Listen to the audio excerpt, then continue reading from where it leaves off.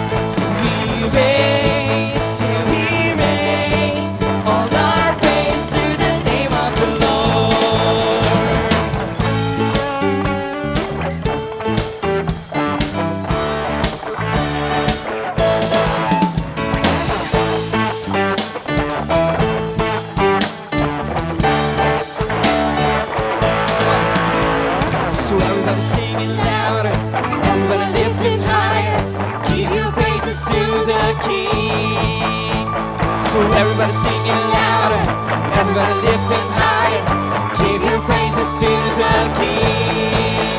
We raise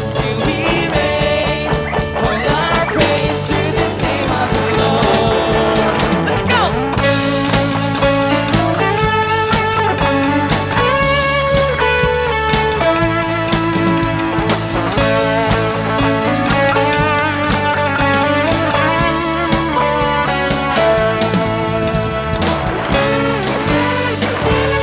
Come on, let's give Him a shout of praise.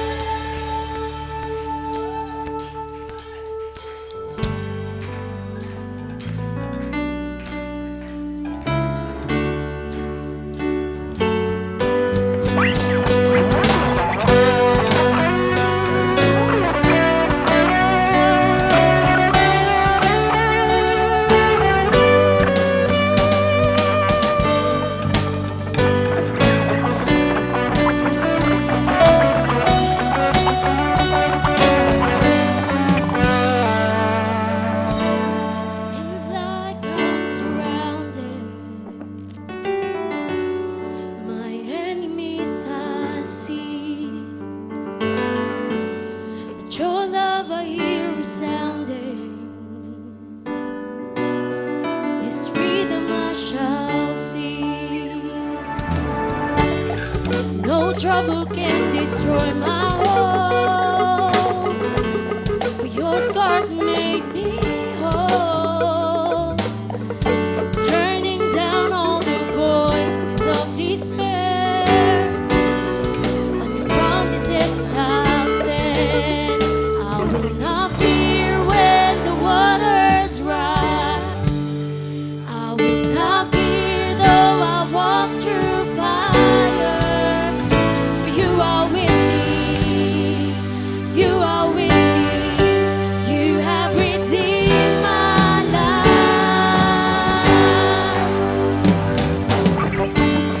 No trouble can destroy my hope, for your scars make me whole, turning down all the voices of despair. On the promises I stand. Promises I stand. Not fear when the waters rise. Not fear though I walk through fire. For you are with me. You are with me. You have redeemed my life. When the waters rise, I will not fear though I walk through fire. For you are with me. You are with me. You have redeemed my life.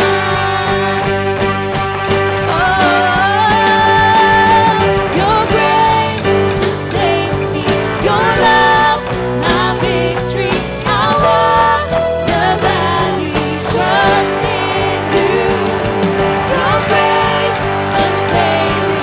Your love, my victory. I walk the valley, trust in you. Your grace sustains me. Your love, my victory.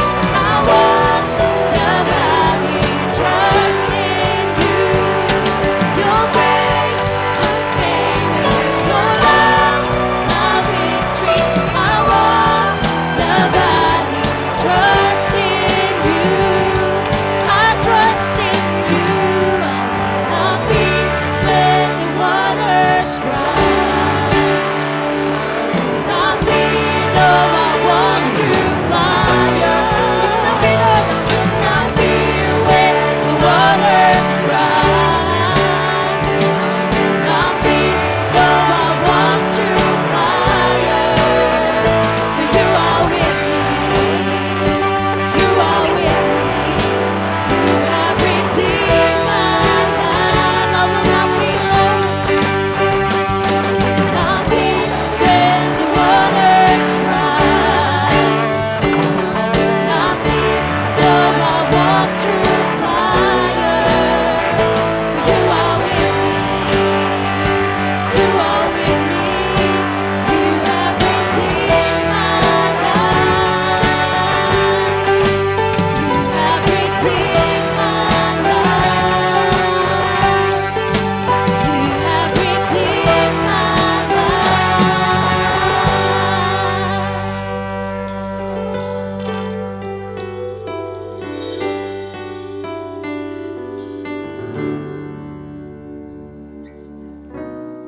Yes, church.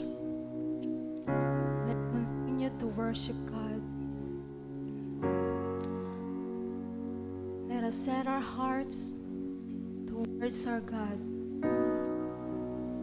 If you want to raise your hand, do it.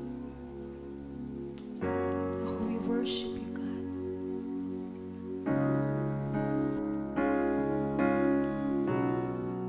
We worship you, Lord. Take my heart, Lord, it is yours.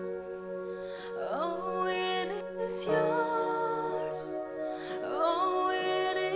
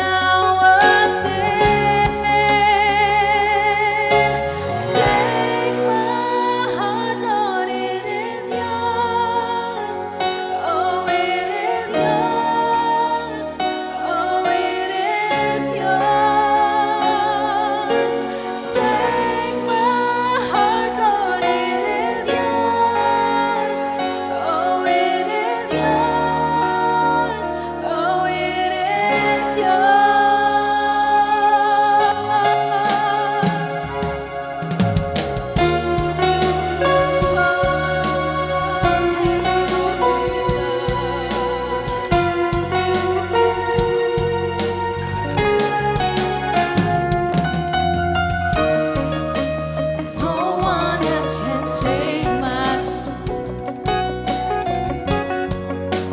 No one else can make me whole. Jesus, you have won me. Your radical love surrounds me, and now I sing. Take my heart, Lord, it is yours. Lord, it's yours. Oh, it is yours. Oh, it is yours. Take my life, Lord, it is yours. Oh, it is yours. Oh, it is yours. Take my life, Lord, it is yours. Oh, it is yours. Oh, it is yours. Take my life, Lord, it is yours. Oh,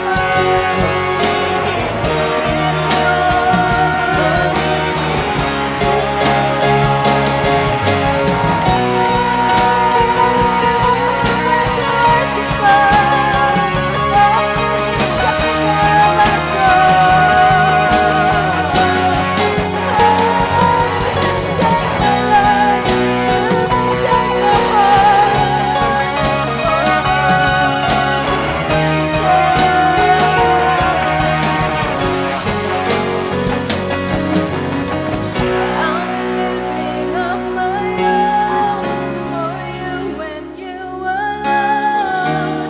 For your sacrifice, I'm laying down my life. I'm giving up my all for you when you alone. For your sacrifice, I'm laying down my life. The price you paid, the life you gave, the cross and the grave, my sins now erased. The price you paid, the life you gave, the cross and the grave, my sins now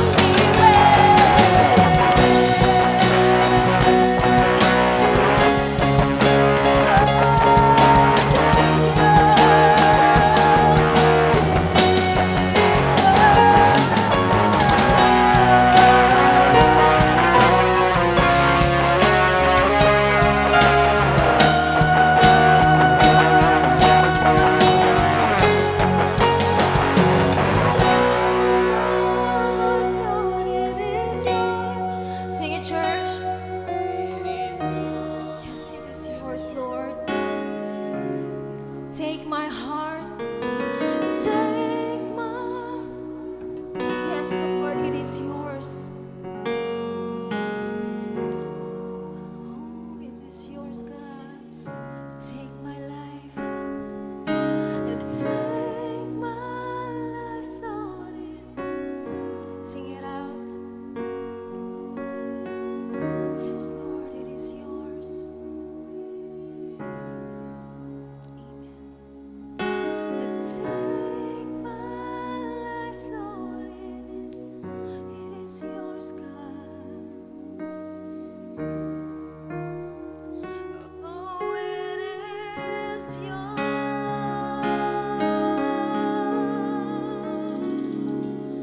Jesus.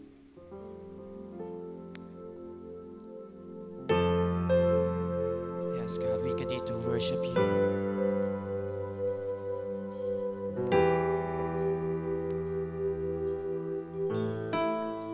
Lift up your name, Jesus.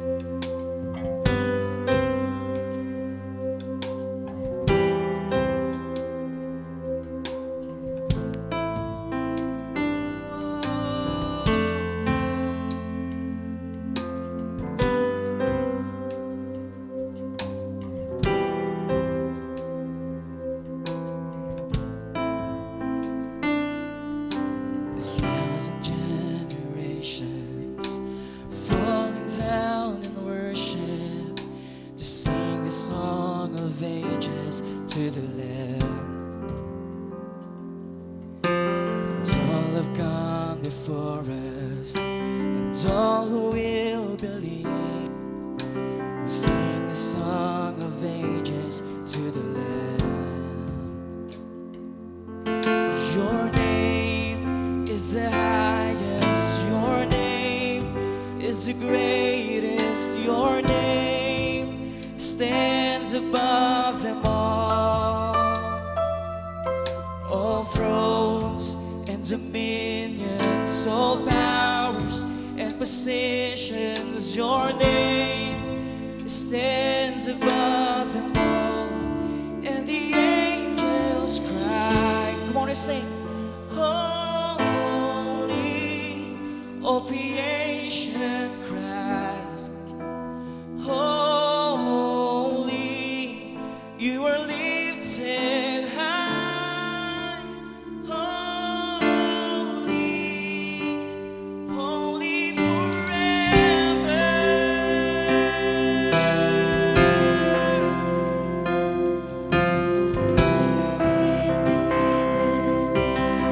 You've been redeemed. Sing the song forever to the Lamb. And if you walk in the freedom, and if you bear His name, sing the song forever to the Lamb. We'll sing the song forever and amen. And the angels cry, holy, all creation cries, holy, you are lifted high, holy, holy forever. Your people sing, holy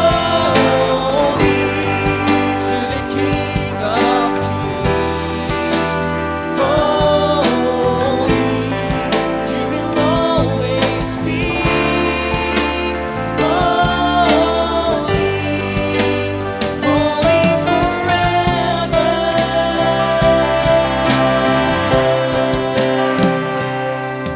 Your name is the highest, your name is the greatest, your name, come on, sing it out, stands above them all.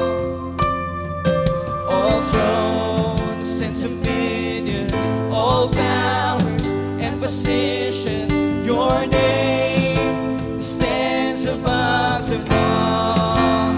Jesus, your name is the highest, your name is the greatest, your name it stands above them all. All thrones and dominions, all powers and positions, your name stands above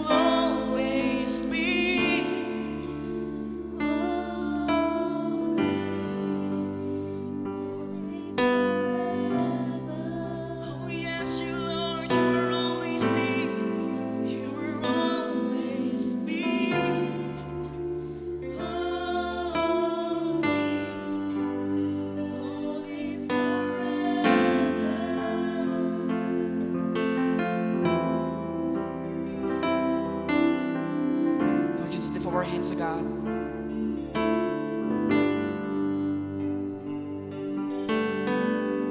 Come on, let's lift up our hands as a sign of adoration.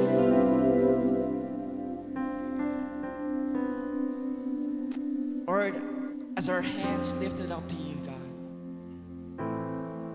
may you always be praised. May your name, God, always be worshipped, God.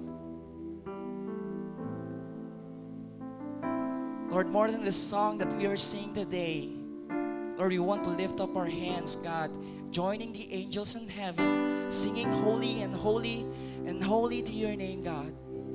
The most worthy of praise, Jesus. Lord, the reason why we're singing today and we're lifting up our hands is because of the goodness. It's because of the mercy and grace that He sustains us every day. Lord, we thank you for your love, God. In Romans 8, verse 37 to 39, knowing all these things, we're more than conquerors through Him who loved us. For I am convinced that neither death nor life, neither angels nor demons, neither the present nor the future, nor any power, neither height nor depth, nor anything else in all creation will be able to separate us from the love of God that is in Christ Jesus our Lord. Aren't we thankful of that? That God loves us so much that nothing will be able to separate us from His love that is in Christ Jesus, His Son. Knowing that Jesus came here on earth, He died for you and me, He died for all of us here, so that we become blameless in the sight of the Father. And because of that, Lord, we'll be free to raise up our hands, to sing songs wherever we are.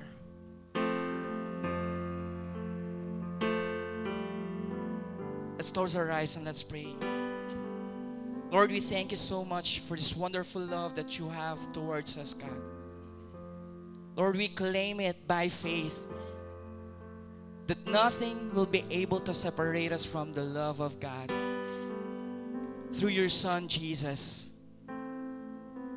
Nothing will be able to separate us. God, we could be assured that in all the things that we're facing, God, you're always with us. You're always surrounding us with your love, God. And we're so thankful for that, God. We thank you so much, Lord Jesus. Indeed, you're faithful. You're true to your word. You're a trustworthy Father that we could cling on every day. We thank you so much, God. We thank you so much, God. In Jesus' mighty name we pray. And everybody say, Amen and Amen.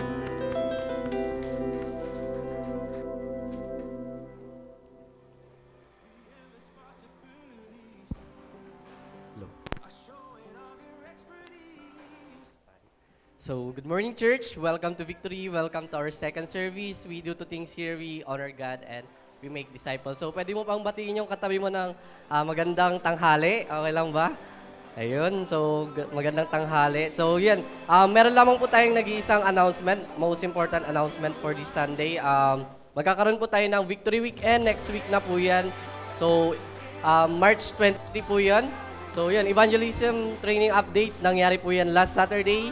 So, yun, may mga naka-attend naman. So, for next week, meron po tayong Victory Weekend that will be on March 23 and around 8 a.m. to 6 p.m. po yan. So, if you have a follow-up or mga hinahandle kayo, tapos na ng one-to-one, we encourage everyone to register. Pwede nyo po akong hanapin dun sa likod at mag-register. Ang registration po natin ay 300 pesos for the students and 400 pesos naman po for the non-students. So, yun lamang po and enjoy the rest of the service. Thank you. Hello, magandang umaga po sa ating lahat at magandang tanghali po. Pananghalian na po. Okay, so I would like to share with you about, of course, our tithes and offering for this Sunday. Now, we have open your book from the book of 2 Corinthians chapter 9 verse 7. So it says there, each of you should give what you have decided in your heart to give, not reluctantly or under compulsions, for God's love a cheerful giver. So sa salitang Tagalog is sa translation sa Tagalog, ang bawat isa sa inyo, sa atin ay dapat magbigay ng kung ano ang ipinasya ng iyong puso na ibigay. Hindi nag-aatubili at napipilitan dahil mahal ng Diyos ang masayang nagbibigay. So amen po ba, church, doon sa ating verse na binasa po natin. So napakaganda po, di ba po? Tayo po ay masaya, tayo po ay nagagalak sa mga bagay na ipinagkatiwala ng ating Panginoon. Tayo po ay masaya sa mga bagay na natatanggap po natin, sa mga blessings na ipinagkatiwala at binigay sa atin, mga pinagkakakitahan natin, mga resources na mayroon po tayo. So ibig sabihin dito, this verse emphasizes the importance of giving willingly and joyfully. The blessings that come with generous giving and the act of honoring God with our wealth. So gaya ng sinabi ko kanina, no, lahat ng mayroon po tayo, lahat ng mga biyaya na mayroon po tayo ay walang iba kundi si God lang ang tanging nagbibigay, no? Pag-asa, mga bagay na pwedeng mangyari sa buhay po natin. Mga pagpapala na minsan hindi natin inaasahan at tayo'y umaasa, hindi dahil sa mga bagay na nakikita natin kundi kay God lamang. Lahat ng ito ay para sa Kanya. Here are my points in doing right in tithing involves several aspects. Na mayroong mga, siyempre, sometimes, paano ba tayo magbibigay? Paano ba yung tamang pagbibigay? Una po, kailangan yung word na intentions. Na intention. Ano ba ang ibig sabihin nun? The purpose of tithing is to express gratitude, no, for one's blessings and to support the work of the church. It is important to give with willing heart and not out of obligations. So ibig sabihin ang pagbibigay ay intention po. Ano po, kailangan alam po natin ano ba ang ating ano ba ang dapat nating gawin bilang isang Kristiyano? 'Di ba? Nagagawa ba natin yung obligasyon, yung napakahalaga na dapat nating ibigay sa pag-praise kay God, pag-worship kay God. Pangalawa po is proportion. Traditionally, palagi po natin naririnig that from our resources, from our income, you should what? Give your 10%. Now, every Sunday, palagi tayong nare-remind. However, the amount you give can vary based on your circumstances and personal belief. No po, alam po natin yan. Once na naka-receive po tayo ng something, coming from our income or kung saan nanggaling, you have to separate 10% for God. And that is, remember that 10% is only our tithes. Then, number 3 is that consistency. Yan, paano ba tayo magbigay? Regularity in tithing is valued. Some choose to tithe weekly, some choose monthly.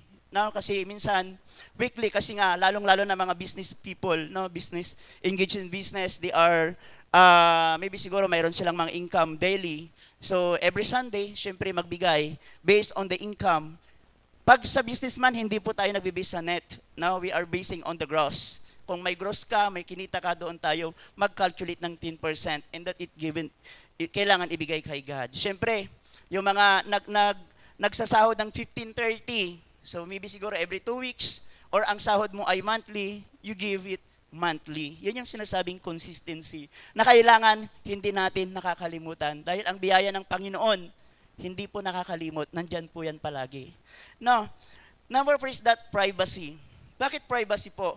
Tithing is a personal act now between you and your faith. Now, yon, it is not about showing off or competing with others. Ang pagbibigay po ay hindi po kompetisyon, paramihan. Hindi po ito basta, kasi mas kailangan makita nila na kailangan mas marami akong binibigay. No, that is all about giving, is all about privacy. No, kung ano yung talagang para kay God, kailangan nating ibigay. Kung ano yung para sa Kanya, dahil nabibless po tayo sa aspeto ng ganito, ibigay po natin na hindi po natin dapat ipagmayabang. Dahil ito ay binigay ni God, yung obligasyon natin ay ibalik sa Kanya. No?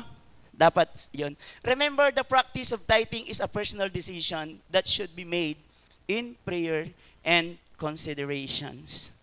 No? Ito po yung takeaway po natin.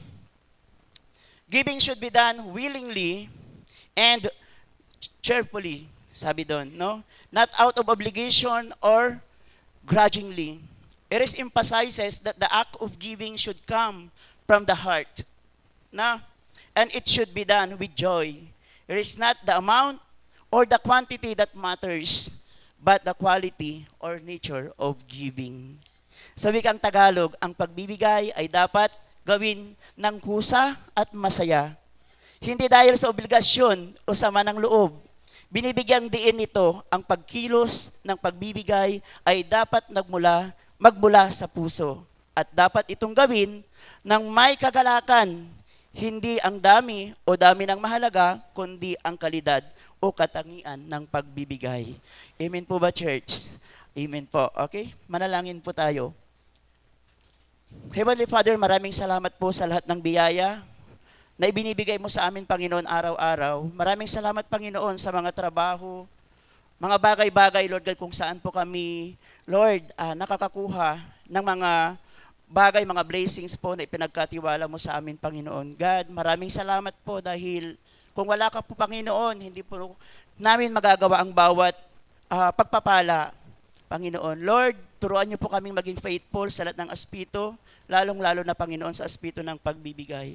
Maraming salamat po, Panginoon. Patuloy mong i-bless ang aming simbahan, ang aming mga kasamahan, Panginoon, at ang aming tithes and offering, Panginoon. Maraming salamat, God, in Jesus' name. Amen. Opo, mayroon po tayong 3 paraan para magbigay. Una po, yan po may mga envelope po tayo dyan sa upuan. Pwede nating isulat ang ating prayer request. Mga answered prayer po that every Thursday mayroon po tayong prayer meeting po dito sa ating center, 6:30 po ng gabi. Then, pwede nating i-drop po doon kapag medyo marami tayong isusulat na prayer po, prayer request. Then, pangalawa po, we have our GCash account. I-scan po lang natin yung QR code kung sa tingin natin ay dyan po tayo convenient. Sa pagbibigay, mas maganda po, no? Lahat naman maganda kung paano tayo magbigay. Then lastly, is that we have our online banking. We have 2 bank account, the Make2 Bank, and of course, the BPI account ba? BPI Dagupan. So if you are writing a check, of course, you write Victory Christian Fellowship of Pangasinan Incorporation po. And yan lamang po. Maraming salamat and God bless po sa ating lahat. Smile as you give po.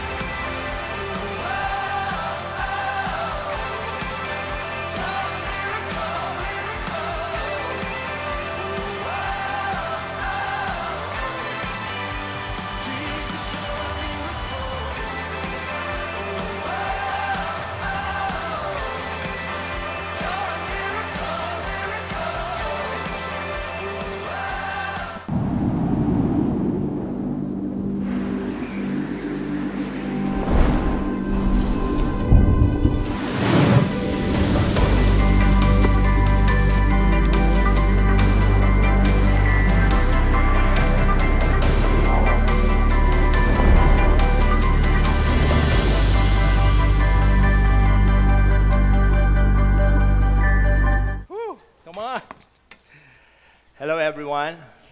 Good afternoon. Pasensya na yung buhok ko ha. Oo, nag-overtime po kami ng konti sa Manawag because the topic is so powerful, I'm telling you.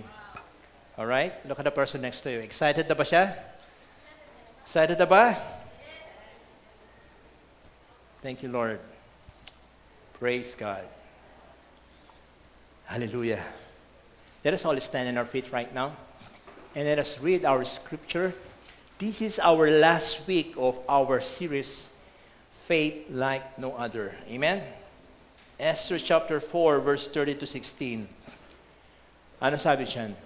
Then Mordecai told them to reply to Esther, do not think to yourself that in the king's palace you will escape any more than all the other Jews. For if you keep silent at this time, relief and deliverance will rise for the Jews from another place. But you and your father's house will perish. And who knows whether you have not come to the kingdom for such a time as this? Then Esther told them to reply to Mordecai, go, gather all the Jews to be found in Susa, and hold a fast on my behalf. Do not eat or drink for 3 days, night or day. I and my young woman will also fast as you do. Then I will go to the king, though it is against the law, and if I perish, I perish. Let us pray right now. Lord, as we end this series, we learn to have faith in you, God. And this is not just an ordinary faith that we know. It is a faith like no other. Give us this kind of faith.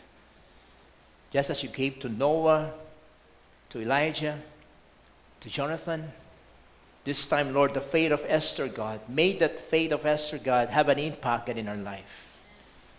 And we also believe that faith comes from hearing the message, and the message is your very word, God. We cannot find any faith in other place. Lord, this is your church. We receive your message. Therefore, God, give us faith, Lord. In Jesus' name we pray. Amen and amen. Amen. Go ahead and sit down. Amen. I have faith that I can deliver more anointed sermon after I preached 2 services this morning. Amen. Praise God. You know, ang Biblia po, ito po ay hindi istorya ng mga tao na namit nila si God at naranasan po ng kapangyarihan ng Panginoon. Hindi po yon. Kundi ang Biblia ay kapangyarihan ng Diyos. God, siya po yung bida. Okay? And then along the way, may mga tao po na namit nila si God at nag-increase po yung pananampalataya po nila. Dapat po malinaw po yun. Kasi kapag ang pagkakaintindihan natin, itong series po na to, baka naman darating next week dumating ka dyan para kang isang reyna, queen. I like to be like Esther, mga ganun. Okay? I like to be like Jonathan. Hindi po ganun ang ibig ko sabihin. Ano? We have to emulate their faith, yes. Pero ang totoo lang, wala pong pinagkaiba si Jonathan, si Noah, si Esther sa katabi mo ngayon. Okay? Para parehas po tayong mananampalataya. Amen. So recap po natin. Mag-recap po tayo mga kapatid. Okay, week number 1, 2, and 3, nakalagay po dyan. Next slide please. Okay, ayan. Yung week 1, it is the faith that saved mankind. Alam na po naman, di ba? Si Noah, di ba? Because of the fear of God na meron siya, he heard the voice of God, it will rain. Nung naninig yung rain, ano yung rain? It will flood? Ano yung flood? Okay, hindi niya alam.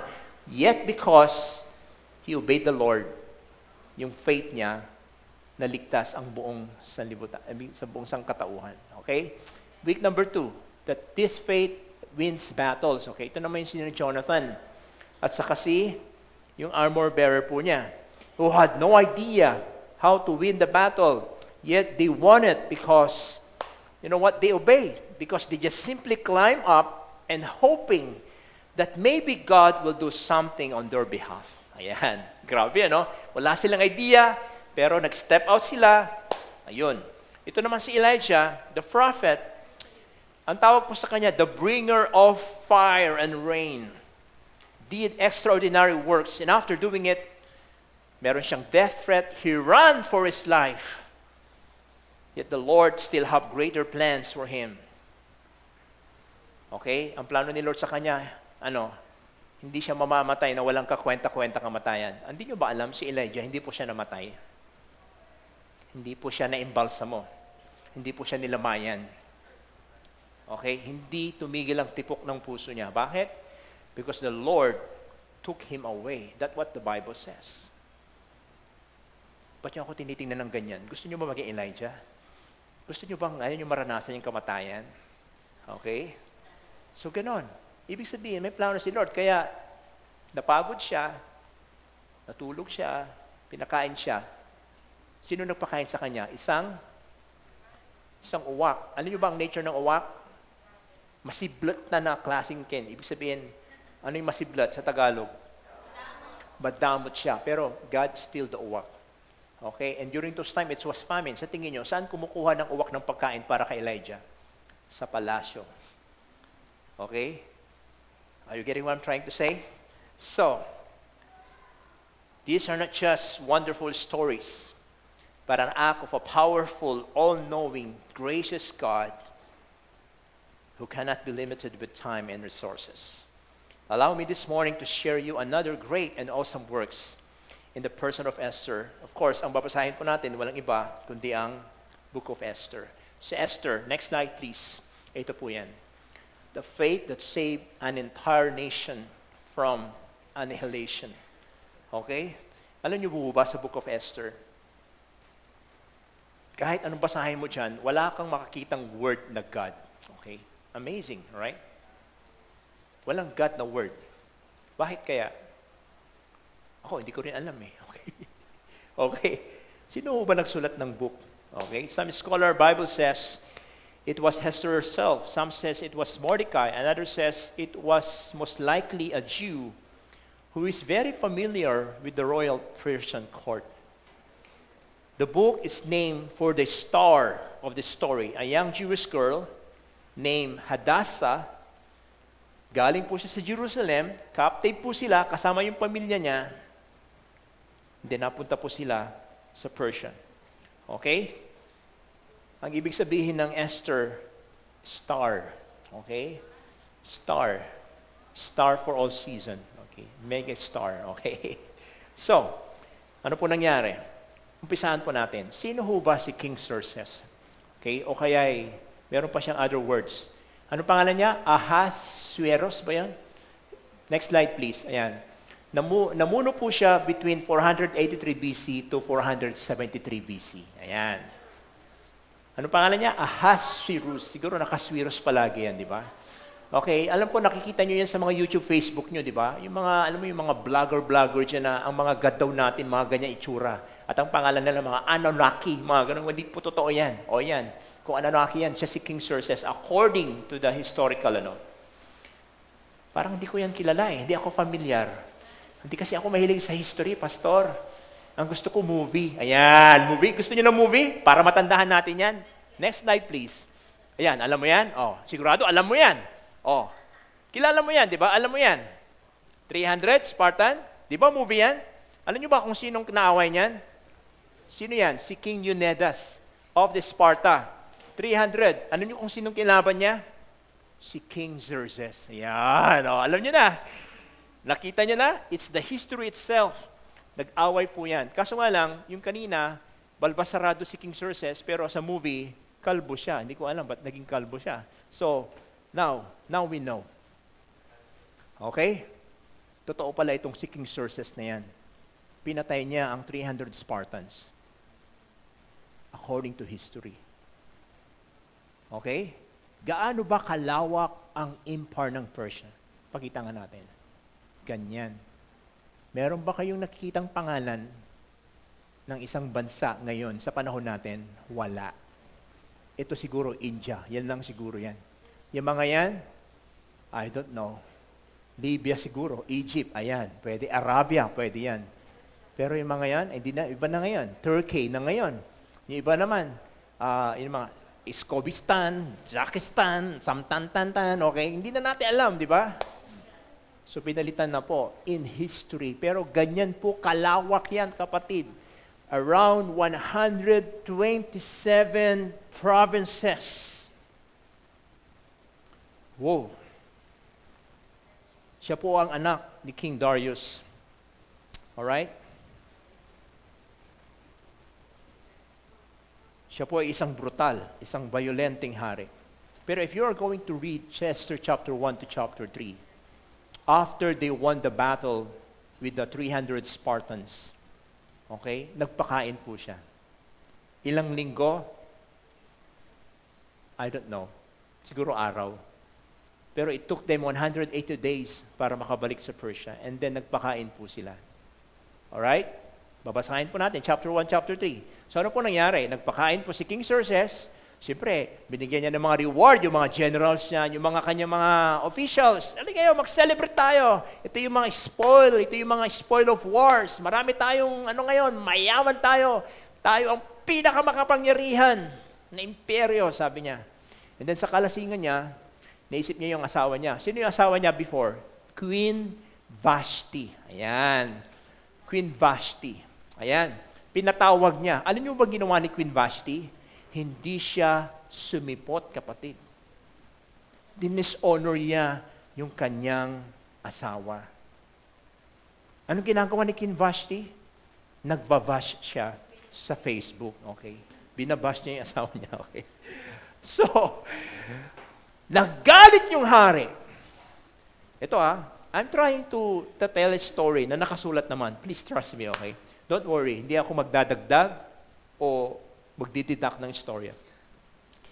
Nagalit po si King Xerxes. Remember, isa siyang brutal, isa siyang makapangyarihan, pero dinishonor siya ng kanyang reyna. At ang sabi ng mga officials niya ganito, mahal na hari, ang mahal na reyna ay hindi sumipot at hindi siya pumunta dito kahit pinatawag mo siya, anong gagawin natin? Kasi kapag ganyan ng ganyan, yung mismong mahal na reyna ay hindi sumusunod sa mga mahal na hari, ang mga kababaihan natin sa buong imperyo ay i-dishonor din nila yung kanilang mga asawa. O, ayan. Kaya ang mga ladies, nasaan yung mga wives natin? Okay? Okay. Be careful to submit, alright? So, it is dishonorable not to submit to your husband. So, again, alam mo recommendations nila? Okay? Don't worry, I'm not going to rush this time. I still have a lot of time, okay? Marami po ako kwento. Anong ginawa ni King Xerxes? For the first time in the history, nakasulat, for the first time, naganap ang Miss Universe. Ayan, okay? Merong contestant number 5, number 10, ang daming babae. Sino isa sa kanila? Si Esther. Sino si Esther? Isa po siyang Hudyo, orphan, nawala na po yung kanyang mga magulang dahil namatay, pero maganda po siya. So kasama po siya doon, di ba? Are you getting what I'm trying to say? Nagigets niyo po dyan? Okay? So Esther won the beauty contest and became queen of Persian Empire. Ayan. Pero hindi po nagtatapos doon ang kwento. Alright? If you are going to read chapter 3, meron po siyang pinsan na mas nakakatanda po sa kanya. Ang pangalan po niya si Mordecai. Sino naman po si Mordecai? Isa po siyang Jew from the tribe of Benjamin. Saan siya nakatira? Sa mismong capital ng Persia, sa Susa. Okay? Ang kanyang great-grandfather is si Kish, na, alam niyo yun, na sinakop din ni King Nebuchadnezzar. Okay? Naging tatay po siya ni Esther. Siya po ang nag-alaga kay Esther kasi nga wala na pong mga magulang si Esther. So, anong trabaho po niya? Nasa palasyo po siya. Okay, nasa palasyo. Di ba? Sino yung pamangkin niya na naging reyna? Esther. Siya, ano pala pamangkin? Pinsan niya. Si Mordecai, anong trabaho niya? Nasa palasyo siya. Anong trabaho niya? Siya ba yung tagabukas ng gate ng palasyo? Hindi, okay. Alam niyo po, siya po yung certified na tolits. Ayan. Okay, bakit? Kasi mababasa po natin sa Esther chapter 3, merong gustong pumatay kay King Xerxes, di ba? Naalala niyo ba yan? Ito yung mga eunuch ni King Xerxes, yung nagsiserve sa kanya, gustong patayin yung hari. Alam niyo naman, si Mordecai, di ba? Isa siyang certified, kung sa babae marites, sa lalaki, tulits, okay. Ibig sabihin, ang nagtatrabaho po niya, isa siya, nasa intelligence. Ayan, okay? Kumbaga, spy. So, nung nalaman ni Mordecai na merong gusto pumatay sa hari, kinukwento ko na lang po sa inyo, anong ginawa ni Mordecai? Sinabi niya sa kanyang pinsan, pinsan, Queen Esther, sabihin mo sa asawa mo, may gustong pumatay sa kanya. And then, totoo nga, kapatid. And because of that, hindi po pinatay yung hari. Meron bang reward si Mordecai sa ginawa niya? Wala. Okay? Walang ginawa sa kanya. Hindi man lang siya binigyan ng jacket. Okay? Alright? Wala siyang natanggap na reward. Pero naka-record. Okay? Bakit ko sinasabi yan? Kasi mamaya babalikan natin yan eh. Okay? Ito naman. Sino naman? Si Haman. Ayan. Who is Haman? Haman. He was a high-ranking official who was promoted by King Xerxes. He was so very close to the king and considered as one of the chief advisor of the king. He was the king's evil second in command, descendant of Agag, king of the Amalekites, who were ancient enemies of God's people. Okay, isa po siyang sa kanununuan po niya, okay, apo po siya ng hari ng mga Amalekites. Kung babasahin po natin yung Numbers 24 verse 7, mga Israel at sa mga Amalekites, nag-aaway po yan. So Haman, dahil siya ay, di ba, nasa ano, naging pangalan niya, si Haman ay naging Gahaman. Okay? Tingnan mo ngayon katabi mo kung Gahaman siya, hindi naman siguro, di ba? Okay. So ano niya dagdag sa pangalan niya? Ga, okay? G-A. Okay, I put it this way. Dalawang quality Haman kaya naging Gahaman. Una, isa siyang greedy. Okay, akala niya siya ang hari. Okay, may connection din po yan sa kakwento ko mamaya. Pangalawa, ito, matutuwa po kayo. Hindi lang po siya greedy. Alam niyo ano siya? Isa siyang asumera o asumiro, ayan, kung lalaki. Kasi nag-assume siya na siya yung may reward. Yung pala, hindi. Oh, may connection po yan sa ikikwento ko po sa inyo. Okay? So, para tuloy akong storyteller, Kasi kung babasahin po natin chapter 1 hanggang matapos yan, marami po yan. Okay? Sino si Haman? Isa po siyang kaaway ng mga Jew. Gusto po niyang i-eradicate, patayin lahat, i-wipe out po lahat ng mga Hudyo in just one day. Sabihin natin, one day. One day.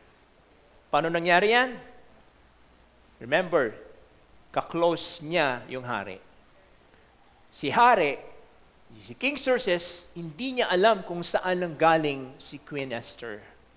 Kung saan siya nag-originate. Hindi niya alam na siya pala isang Jew. Malalaman na lang natin mamaya. Malalaman na lang niya mamaya. So in other words, si Haman lumapit kay King Xerxes. Sabi niya, mahal na hari, may mga grupo ng mga tao dito sa iyong nasasakupan, sabi niya, na hindi talaga sumusunod sa kautusan mo. Pero personally, he was talking about Mordecai. Kasi nga, kapag bumababa raw si Haman sa palasyo, nasaan si Mordecai? Nasa gate, di ba? Lahat halos nagbabow down sa kanya, si Mordecai hindi. So you get the point? Kaya sobrang galit ni Haman kay Mordecai, sabi niya, may araw ka rin tong tao ka, papatayin kita, sabi niya. Tapos nasabi niya, hindi nga ikaw ang papatayin ko, lahat kayo mga Hudyo, patay kayo lahat sa akin. So gumawa ng sulat si Haman. At ano niyo kung sinong pumirma? Si Haring Xerxes. Kasi nga wala siyang kamalay-malay. So this is the tension, mga kapatid. Si Esther at saka si Mordecai, isang Hudyo. Hindi alam ni Hari ang pinirmahan niya ang papatay sa mismong mahal na reyna. You get the point? Okay? Kasi nga, walang kamalay-malay ang hari. Ang alam lang niya ay pinagkatiwala niya sa isang mataas na opisyal na gawin ang isang bagay na akala niya makakabuti sa kanyang kaharian. Okay? Ang tanong, paano niligtas ng Diyos ang mahal na reyna at ang kanyang mga kalahi? That is why kung babasahin natin sa verse 14, next slide please. Sinabi ni Mordecai sa kay Queen Esther, sabi niya, if you remain silent at this time, relief and deliverance will arise for the Jews from another place, and you and your father's house will perish. Sa Tagalog version, sapagkat kahit na manahimik ka sa panahon ito na ikaw ay reyna, may ibang tutulong at magliligtas sa mga Hudyo. Pero ikaw at ang mga kamag-anak mo ay mamamatay. Baka nga, kaya ka ginawang reyna ay para mailigtas mo ang kapwa mong mga Hudyo. Wow! Very powerful. I'm going to share with you 3 things what we can learn from here. Number 1, God puts you where you are for a reason. Amen? Hello, are you here with me? Okay? Parang kilala ko yung mukha na yan. Kamukha ni ano yan. Okay. Diba? Listen, God puts you where you are for a reason. Hello? Amen? It takes faith to know the reason why you are in your place right now. The very problem we are facing, and most of us Christians, is that we thought we have other reason why God put us into a situation like this, what we are right now. Okay? Who among you want to become rich someday? Come on, taas mo kamay nyo. Lord, tingnan mo yung mga kamay, yung mga hindi nagtaas. Sige Lord, huwag mo silang i-bless, okay? Come on, maging honest tayo. Sino dito gusto nyong ma-bless? Come on, gusto nyong maraming pera? Ayan, yan, okay? Okay, great. Okay, ang tanong, gusto mong yumaman? Tama? Ang tanong, alam mo ba ang purpose kung bakit ka pagyayamanin ni Lord? O baka inisip mo lang, kasi gusto kong bumili ng ganito, ganyan. Gusto kong magkaroon ng sariling airplane, okay? Sariling helicopter. Puro na lang sa'yo. Listen, the reason why God wants you to be a blessing, wants you to bless you so that you can be a blessing to others. This is not your own personal disposition. This is for the sake of others. Because a lot of Christians right now, they want to get rich. When they are rich, they are gone. They forgot what the Lord has done to their lives. Okay? Why are you a student? Why are you, ikaw ay nasa eskwelahan ng ganito. Why are you working in your company right now? Why are you working in the government? Come on. Do you know the purpose? I believe there is. Amen. Amen. Look at the person next to you. Sabi mo sa kanya, tingnan mo siya, why God gave you such a beautiful face like Esther. Ayan, okay? Sa inyo natatawa, o iba sa nasusuka, okay. Beautiful face daw, pastor naman. Okay. Hello? Sino dito naniniwala, mga anak ng Diyos, magaganda at gwapo, di ba? Alam mo, kung ikaw ay pinagpala ng isang katulad ni Nilo, ayan, mga Korean, mga Korean, di ba? Korean, mga upa-upa yung mga yan, di ba? Kaya yun, inuupakan siya, di ba? So again, listen, why did God give you that kind of ability, that kind of beautiful face? O baka naman, ang inisip mo lang, ang purpose mo so that, kasi, mga lahi talaga kaming mga ganda eh. Gusto kasi namin yung pumipila yung mga naniligaw sa amin hanggang kalsada, nagkaka-traffic pa. Yun ba yung gusto mo? Okay, come on now. Okay, kasi gusto ko maging famous social influencer so that I will be more famous in all those things. Alright? Ayun tuloy, nalubat na ako. Okay. Buti na lang may backup. Alright? Nalubat po. Pasensya na po. Alright? So, why? Why? Bakit nga ba? I believe there must be a reason why. Amen? Hello? So that's number 1. God puts you where you are for a reason. Of all those candidates now, bakit nga ba si Esther? Walang magulang, isa na siyang orphan. Okay? Ibinenta siya bilang alipin. She was actually a nobody person. Okay? Wala siya. Okay? But why? There must be a reason why. Because God has a purpose. God has a plan. Siya po ang ginamit na instrumento ng Panginoon para mailigtas niya ang Jewish people. Okay? Because I believe, if there was no Esther, maybe I can say this, there was no more Jewish origin now. Wala pong Israel ngayon. Okay? Maybe there was no lineage of Jesus our Savior. Now, okay, baka naman sinasabi mo, Pastor, hindi ba siya gagamit ng iba? Of course, gagamit siya. God can use other person beside Esther. Kasi nga, Sabi sa verse 14, basahin ulit natin. Okay? Next slide please. Sabi niya, because kung ikaw ay mananahimik, if you remain silent at this time, relief and deliverance will arise for the Jews. Yan. Gagamit ang Panginoon ng ibang tao para mailigtas ang mga Hudyo.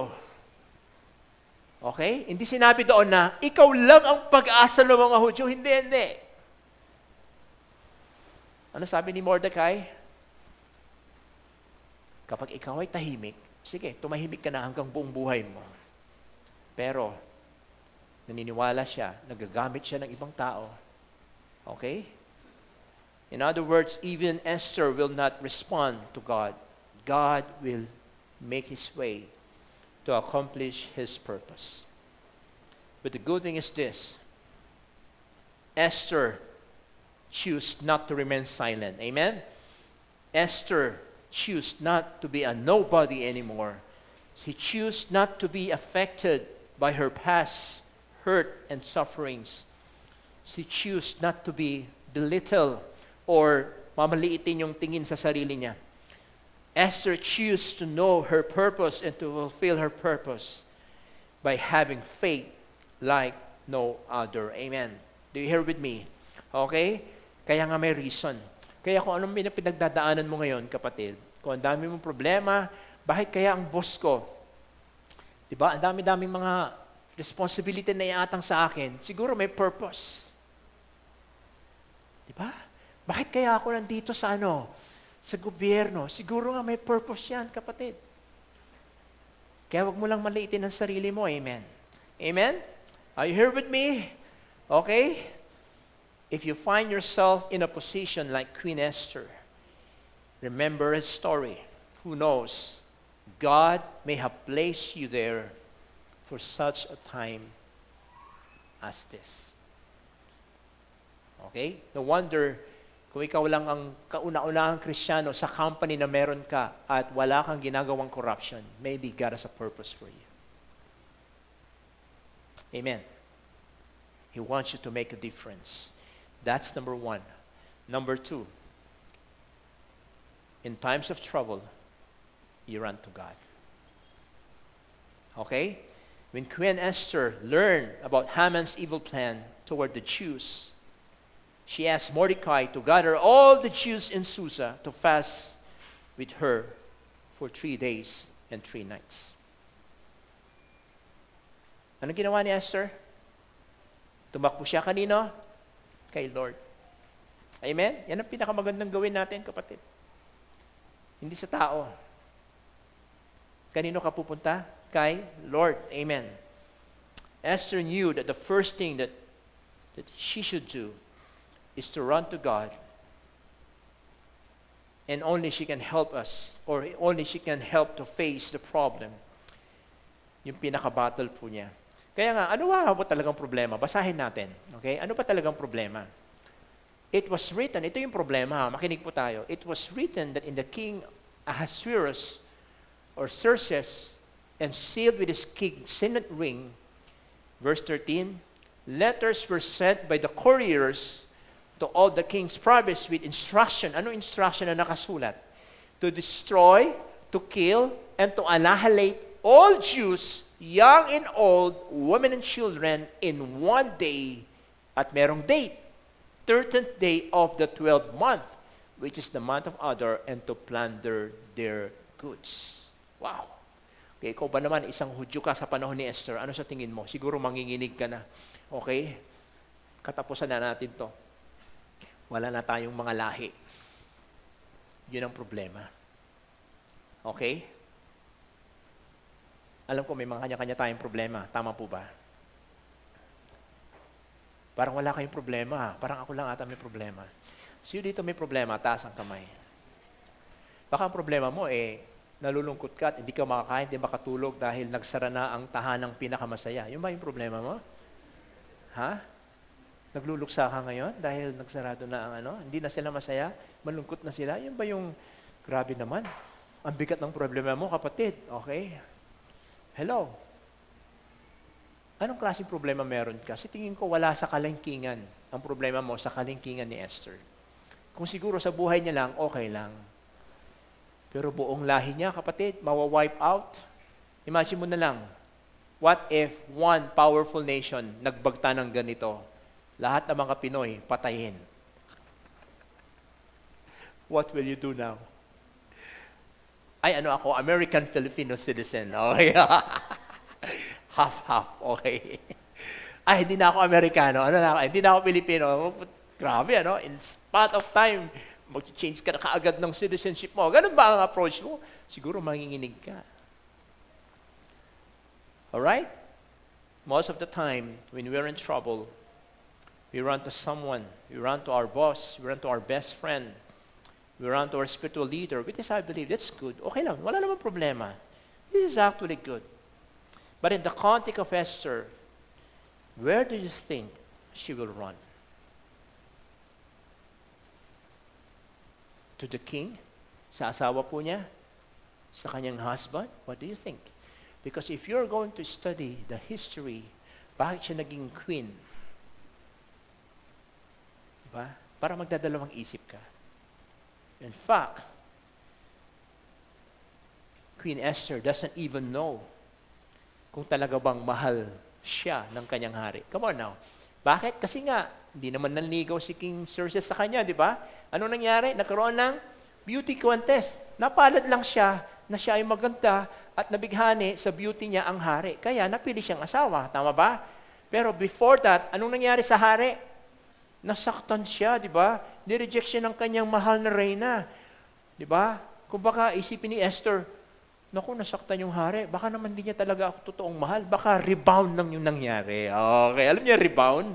Di ba? Some of you hindi niyo alam. Sino dito alam niya ibig sabihin ng rebound? Ito yung nagmahal ka, na-reject ka, nasaktan ka, tapos nakahanap ka ng taong magmamahal sa'yo, at bilang ganti, minahal mo na rin yung taong to, kahit hindi mo siya mahal. Yun ang ibig sabihin ng rebound. Ganon ka ba, kapatid? Sa tingin ko, ganon ang iniisip ni Esther. Iniisip niya na, baka nag-rebound lang itong mahal na hari. At hindi niya ako mahal. Ngayon, ang kinatatakot niya, baka pag may sinabi ako sa kanya, hindi niya ako pakikinggan. Alright? Hello. We have to remember, si Queen Vashti, nung siya ay pinatawag, hindi po siya pumunta. Kaya nagalit po ang hari. Ngayon, kung titingnan natin ang problema, sa totoo lang, tama. Ang tanging makakatulong sa kanya, walang iba kundi ang kanyang asawa, kundi ang mahal na hari. Dahil bakit? Sino bang gumawa ng letter na yan?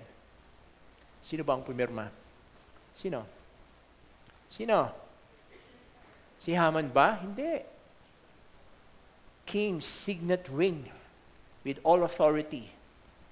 Okay? Alam niyo po ba, sa ating bansang Pilipinas, hindi na katulad tayo, monarch po kasi yan eh, may mga hari po. Alam niyo tayo, we live in a democratic country, and I believe you know this, we have 3 branches of government, am I right? And what are those? Legislative, executive, and judiciary. Legislative, nandiyan yung mga House of the Representative, the congressmen who make bills, House of the Senate, Sangguniang Bayan, Sangguniang Panlunsod, mga councilors natin. We have the executive, nandiyan si mayor, si governor, si presidente ng Pilipinas. And we have a judiciary na yung Supreme Court, Court of Justice, and all those things, okay? Alam niyo ho ba, sa panahon ni Esther, yung 3 sangay ng gobyerno, lahat yan ginagampanan ng isang hari. They make the law, they implement it, and they even interpret it.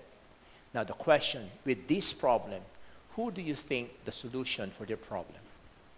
Yes, it's God. I believe that. But I also believe that the only person na makakatulong sa kanila, walang iba, kundi ang mahal na hari. Amen.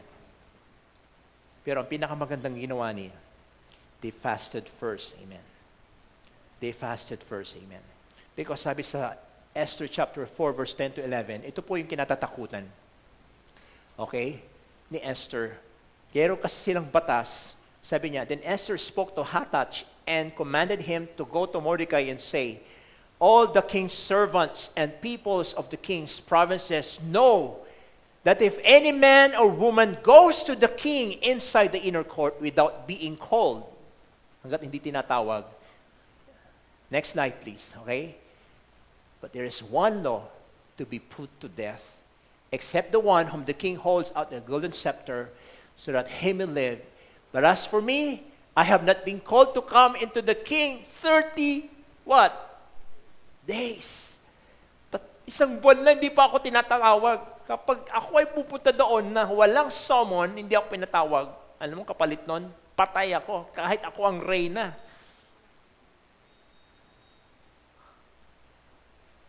That's the fate right now. That leads me to number 3. What is number 3? Okay? But before that, yan. Do not fear, have courage. Kung titignan mo yung picture, anong ginawa ni Esther? Hinawakan po niya yung scepter ng hari. So, kung babasahin natin, Esther chapter 5, please balikan natin, verses 1 to 3. On the third day after the fasting, Esther put on her royal robes and stood in the inner court of the king's palace in front of the king's quarters, while the king was sitting on his royal throne inside the throne room opposite to the entrance to the palace. And when the king saw Queen Esther standing in the court, she won favor in his sight. And he held out to Esther the golden scepter that was in his hand. Then Esther approached and touched it to the tip of the scepter. Kumbaga, may exemption to the rule. Depende na yan sa hari kung i-extend na yung scepter o hindi. So, you get what I'm trying to say here? Ganun ka-powerful ang hari. So, ano nangyari? In-extend. Alam niyo kung babasahin po niya yan, ano ang tinanong ng hari kay Esther? O sige nga.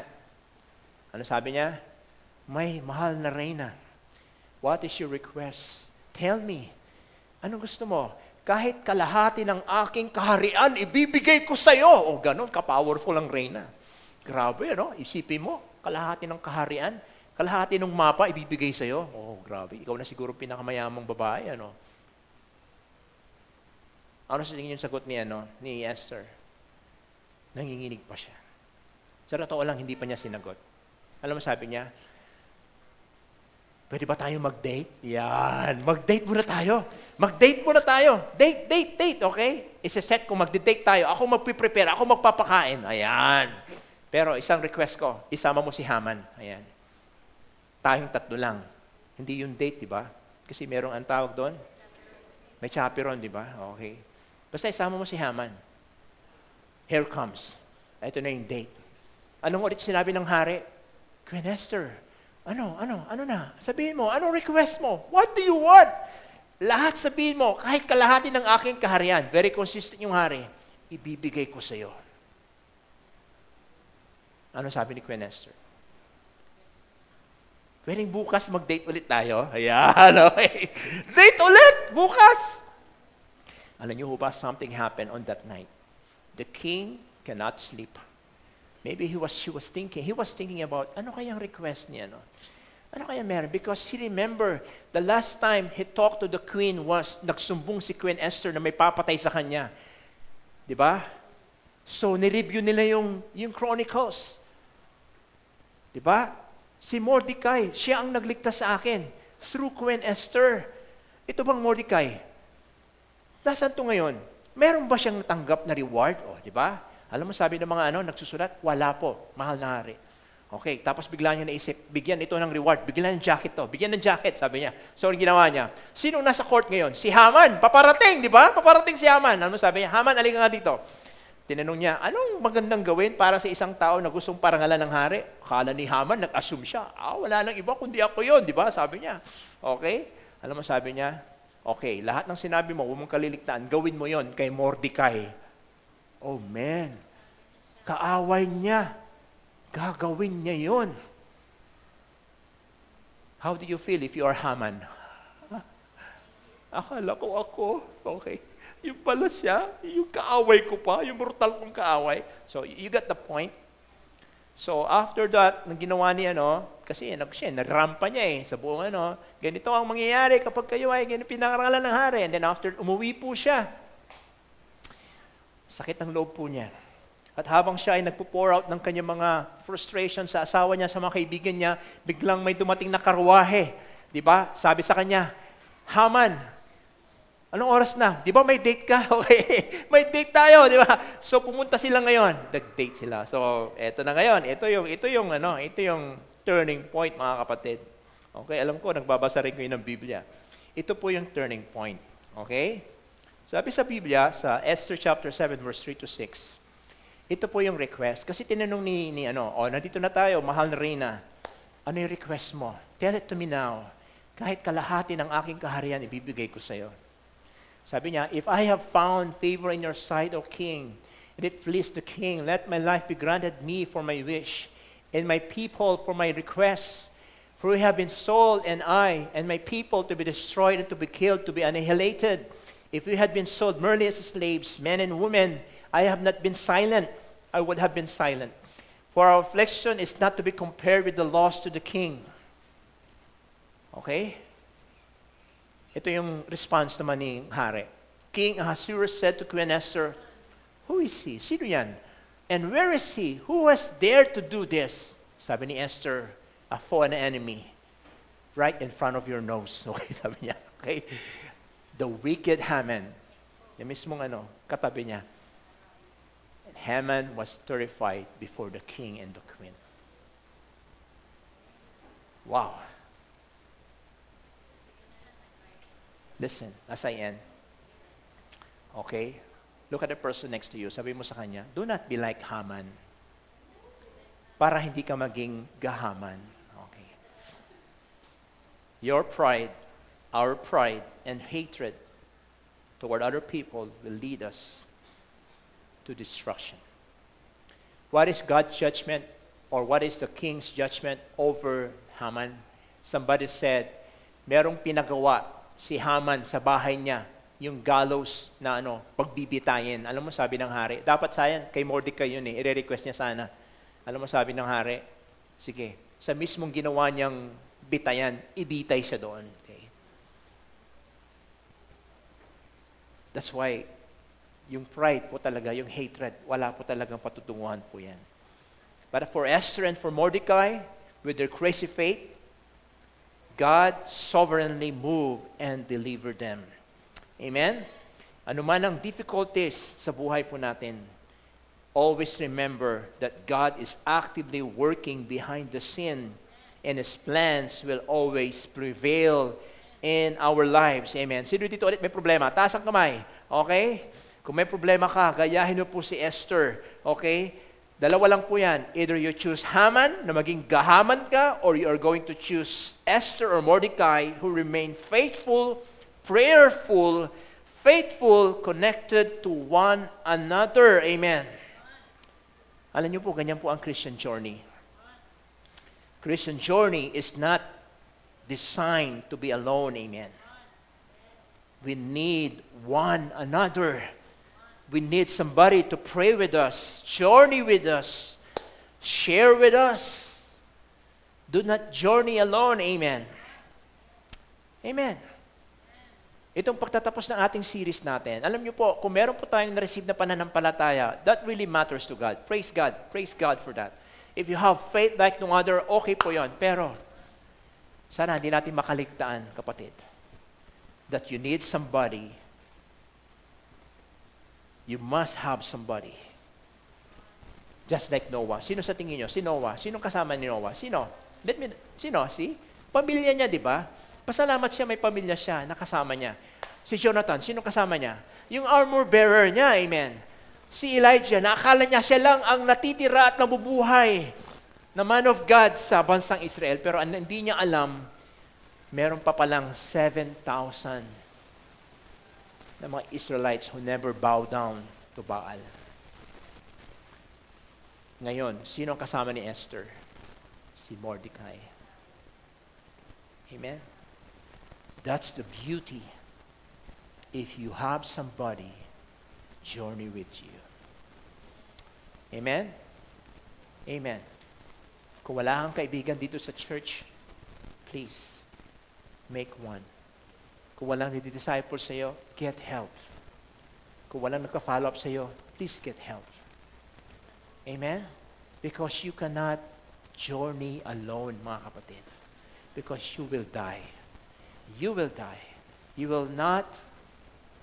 cannot sustain it. Challenges, trials in every life. Amen. Amen. Are you here with me? Let us pray right now. Lord, help us and give us somebody who can be with our spiritual journey. Now we discover. Thank you, God, for giving us faith like no other. But more than that, give us somebody, yung kabady po namin, Lord. It can be a brother, sister, a friend, to journey with us. Ayaw po namin maging si Haman, Panginoon. Stand alone. Because of his pride, because of his hatred,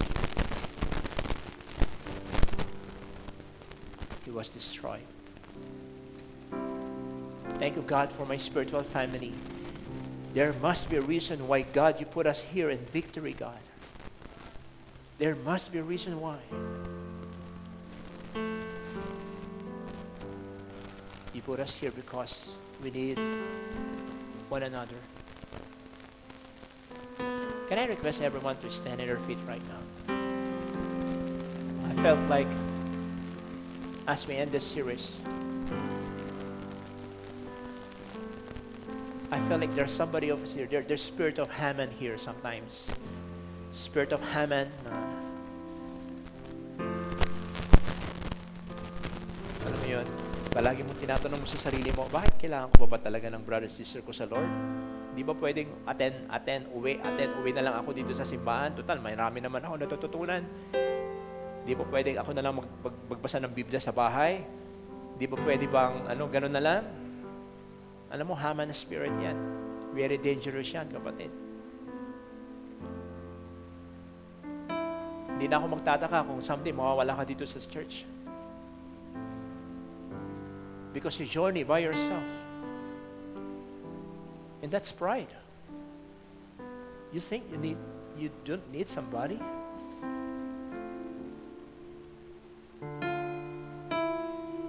I felt like there's a Haman spirit here.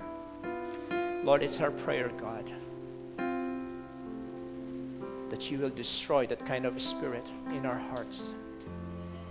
We pray that we can see the importance of connecting together in this family. We can see, Lord God, the importance of having a friend, of brothers and sisters who are willing to die for us, who will journey with us. Now, as your eyes close right now, if you do not have a friend, and if nobody really journey with you, my prayer to you, my friend, my brother and my sister, is you find somebody. Do not leave this place without looking for somebody. Please. This is to save you for eternity. Lord, thank you, God, for your word. We are changed forever. In Jesus' name we pray. Lahat po tayo magsabi ng Amen, Amen. God bless everyone.